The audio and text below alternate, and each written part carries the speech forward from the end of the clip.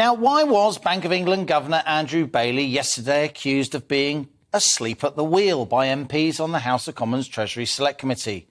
Because for much of last year, the bank failed to raise interest rates, saying that inflation would turn out to be transitory. But it hasn't turned out like that. High inflation is with us and looks set to stay.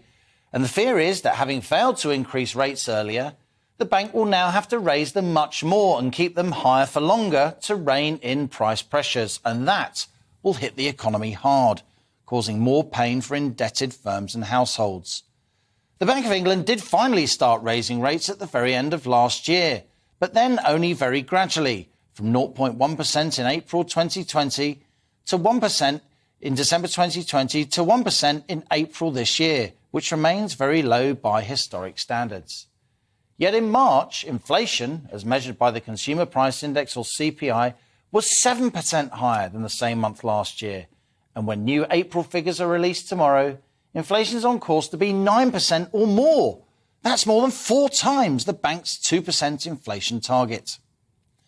Now, Governor Bailey yesterday told MPs that 80% of the recent surge in inflation was caused by what he calls global market forces, not least the rise in fuel prices caused by war in Ukraine. We can't predict things like war, the governor argued, talking about a sequence of shocks that have hit the economy. I've run out of horsemen, he said. What? Well, that was a reference, of course, by the governor to the 4 horsemen of the apocalypse who appear in the Old Testament: war, conquest, famine and death.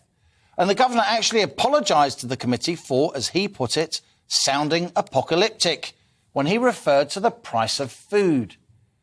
Ukraine and Russia, of course, are major wheat exporters, and war in Ukraine and a shipping embargo on Russia means exports of wheat, grain and other foodstuffs to world markets have been seriously curtailed, and that's pushed up global food prices. I don't want to panic you, Andrew Bailey told MPs yesterday, before predicting a global food crisis. It's a major worry, he said.